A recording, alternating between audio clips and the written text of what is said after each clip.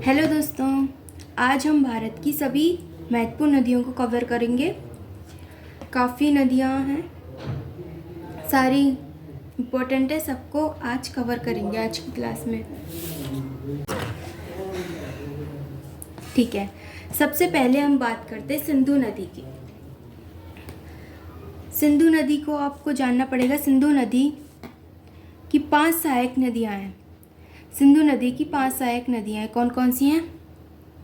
सिंधु नदी की 5 सहायक नदियाँ कौन सी है? झेलम है, चेनाब है, रावी है, ब्यास है और सतलज है। सिंधु नदी कहाँ से निकलती है हमें पता होना चाहिए। यहाँ चीन है, चीन में तिब्बत का मानसरोवर है।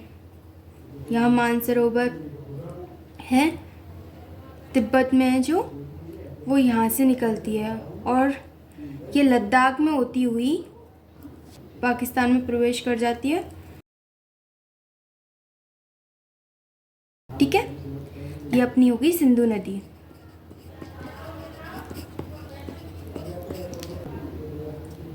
और दूसरी नदी कौन सी है हमारी? सिंधु नदी की जो सहायक नदियाँ हैं ये सब है, झेलम है, चेनाब है, रावी है, ब्यास है, सतलज है। ये सब इसकी सहायक नदियाँ हैं जो इससे मिल जाती हैं।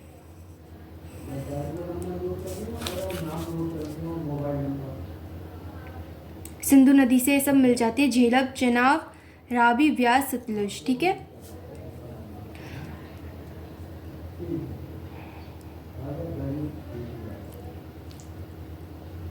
गंगा नदी, इसके बाद दूसरी महत्वपूर्ण नदी आती है गंगा नदी। गंगा नदी सबसे बड़ी नदी है और इसका जो उद्गम होता है वो गंगोत्री से होता है। इसका उद्गम यहाँ गंगोत्री से होता है। ये उत्तराखंड है, उत्तराखंड में गंगोत्री से होता है और ये यहाँ ये यूपी होती हुई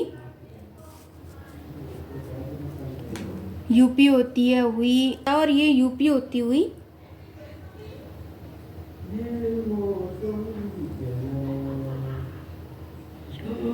यहाँ और ये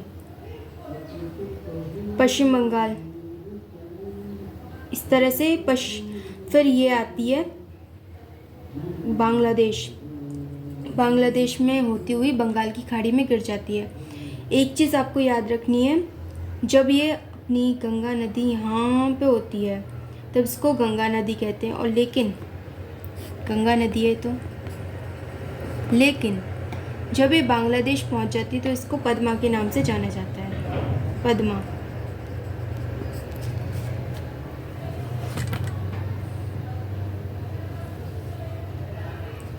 और ये बंगाल की खाड़ी में गिर जाती है। यह बंगाल की खाड़ी और यह अरब सागर।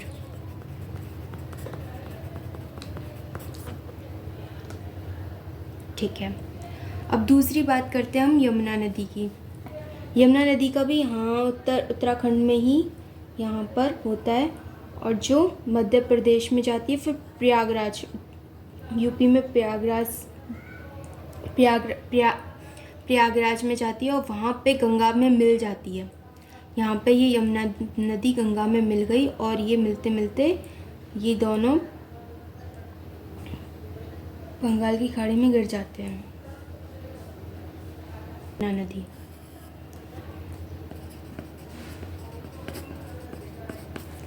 ठीक है।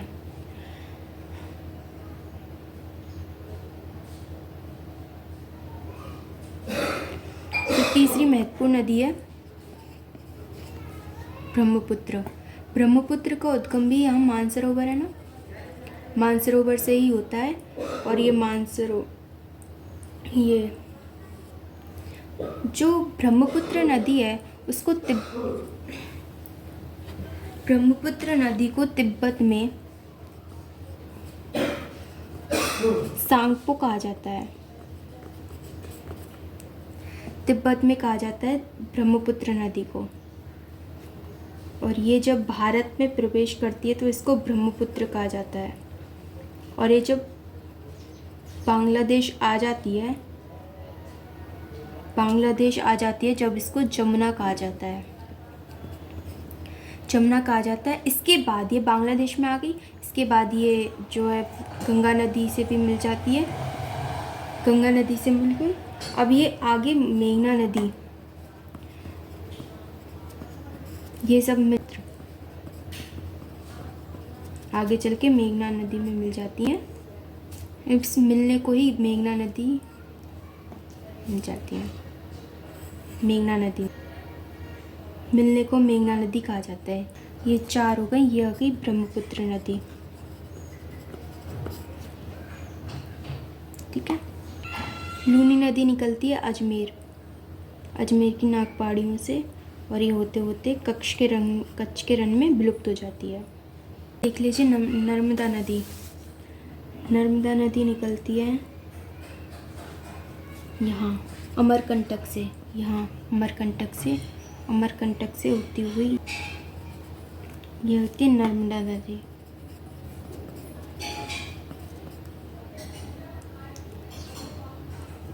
ताप्ती नदी भी मध्य प्रदेश में निकलती है। और इस तरह से ये ताप्ती नदी,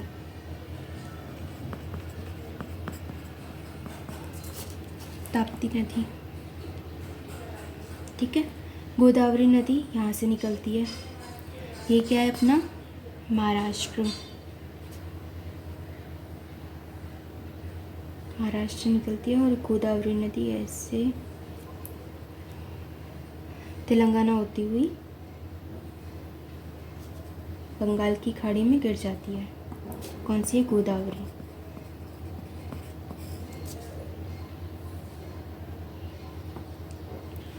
कृष्णा नदी की बात करें तो ये यहाँ से निकलती है। कृष्णा नदी महाराष्ट्र से ही, और ये जब प्रवेश करती है यहाँ कोने में जाती हुई इस तरह से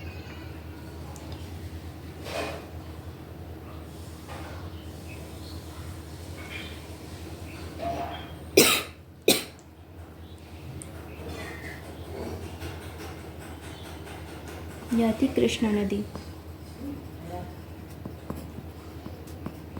ठीक है। ये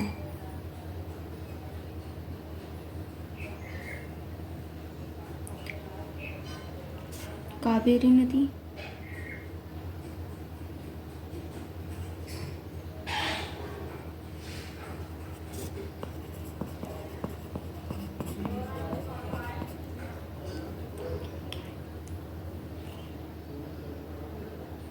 कर्नाटक और तमिलनाडु में होती है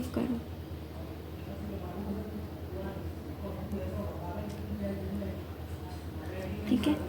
ये और याद करना है कि नर्मदा नदी और ताप्ती नदी के बीच सतपुरा पहाड़ी आती है। सतपुरा पहाड़ी, ठीक है। सोन नदी याद करनी पड़ेगी आपको। नर्मदा नदी अमरकंटक से निकल रही, सोन नदी भी अमरकंटक से निकलती है, और ये ऐसे होती हुई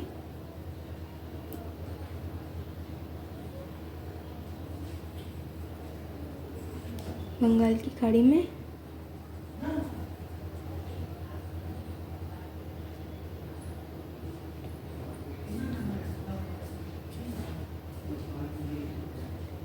इस तरह से जाती है बंगाल की खाड़ी में।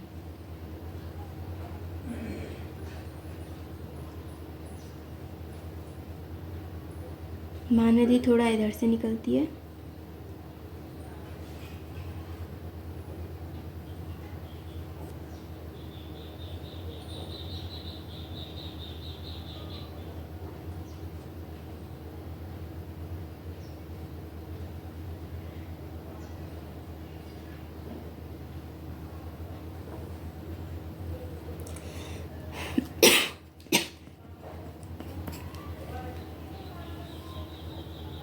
कौन कौन सी नदी देख ली?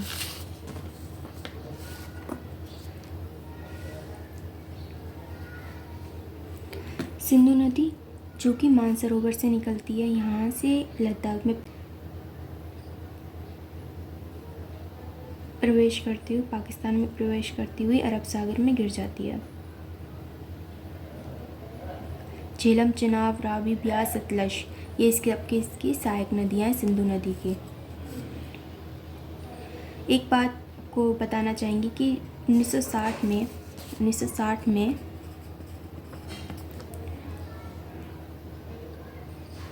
एक संधि हुई थी जिसमें 80% 1960 में एक संधि हुई थी जिसमें सिंधु झेलम चुनाव 80% पाकिस्तान को दे दिया था और 20% इंडिया को दे दिया था। और रवि व्यास सतलज 80% इंडिया के पास है, 20% पाकिस्तान के पास है।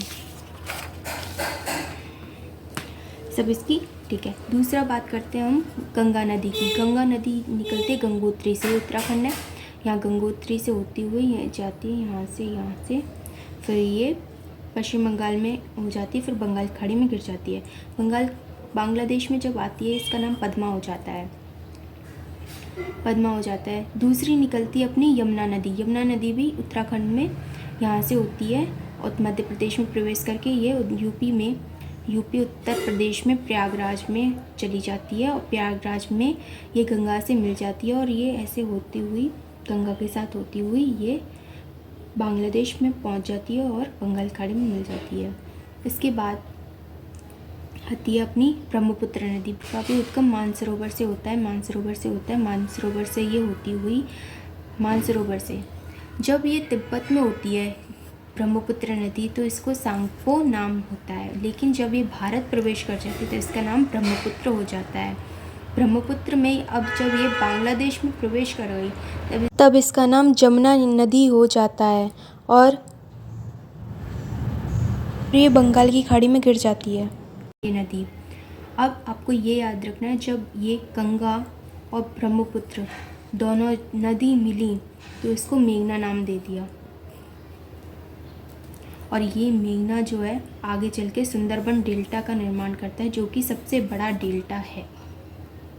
ठीक है, पहली बात ये नदियाँ हो गई। इसके बाद ये लूनी नदी निकलती है अजमेर की नाग पहाड़ियों से और कच्छ के रण में विलुप्त हो जाती है। ठीक है, कच्छ के रण में विलुप्त हो जाती है। दूसरी अब एक और नदी है जिसका नाम है नर्मदा नदी निकलती है यहाँ छत्तीसगढ़ और मध्य प्रदेश के इधर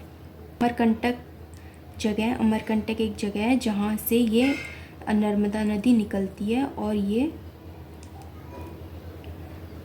अरब सागर में गिर जाती है नर्मदा नदी। और ताप्ती नदी मध्य प्रदेश के इधर से निकलती है और ये अरब सागर में गिर जाती है ताप्ती नदी। और नर्मदा नदी और ताप्ती नदी के बीच सतपुड़ा पहाड़ी है। गोदावरी नदी कहाँ से निकलती है? महाराष्ट्र से निकलती हुई ये जाती है यहाँ और ये बंगाल की खाड़ी में गिर जाती है। एक और नदी है जिसका नाम है कृष्णा नदी यहाँ से जाती है महाराष्ट्र से आंध्र प्रदेश के, फिर ये चली जाती है यहाँ बंगाल की खाड़ी में कृष्णा नदी। तुंगभद्रा नदी यहाँ से निकलती है और ये कृष्णा नदी में मिल जाती है और ये दोनों मिल जाती है निकल जाती हैं।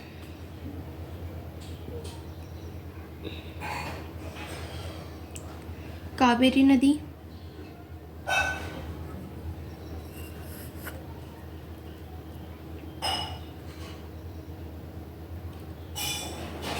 ये केरल की सबसे बड़ी नदी है। पेरियाल नदी ये एक और नदी है पोन्नानी नदी केरल की ही।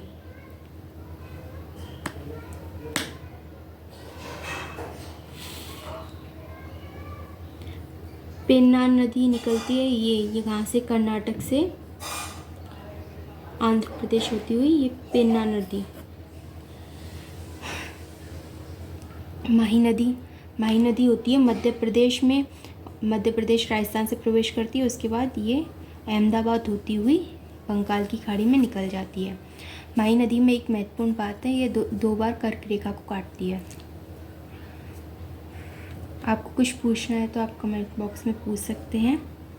मैंने कोशिश की आपको समझाने की।